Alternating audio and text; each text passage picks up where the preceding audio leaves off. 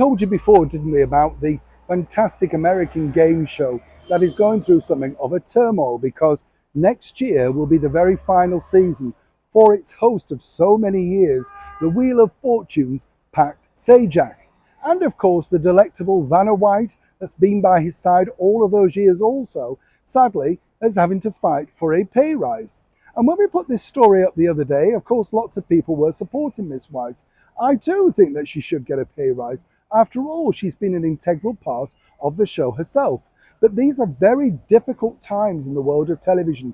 Audiences are down, people watch clips rather than full programs. And of course, when I've said to you before, as much as people admire Vanna White, there are a lot of people who would say she's been at it a long time now and perhaps she should retire. Now, I'm not suggesting that for one moment, but now the brand new host has been picked out, none other than Ryan Seacrest, as we predicted before. So why have bosses decided to pick Mr. Seacrest? Well, it's quite simple, really. Ryan has become one of the biggest media moguls of the last 2 decades, starting out and coming to prominence, of course, as the host of the original American Idol, the groundbreaking reality talent TV show which made a star across America of none other than Simon Cowell. But what's fascinating here is he does, of course, come with some pedigree. You see, Ryan himself told me many years ago he learned all about the business of show business, and in particular television, from another legendary impresario, Dick Clark, who then went on to form Dick Clark Television to great success. Ryan, as I say now, is close to being one of the biggest and most wealthiest media moguls in the planet. Now, how does this sit alongside Vanna White?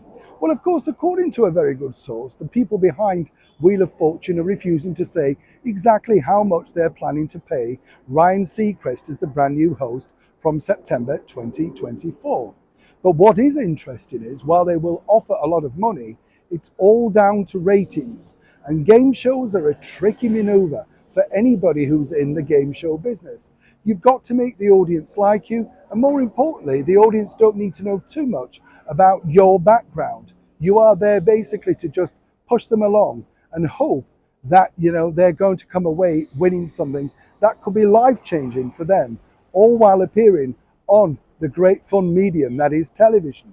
So what the other problem is, and TV bosses have to make this work, is make sure that the audience take to both Ryan and her new partner, of course, for Vanna White.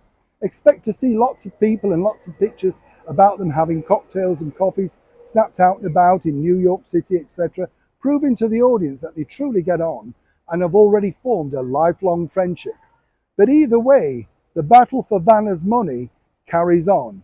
She'll never be paid as much as Ryan Seacrest, which in many respects is not fair. But then again, as we've often said here on the show, what is truly fair in the world of showbiz? And Vanna knows herself, is quite simply, and wait for the pun, a Wheel of Fortune. Neil Sean in the very heart of London.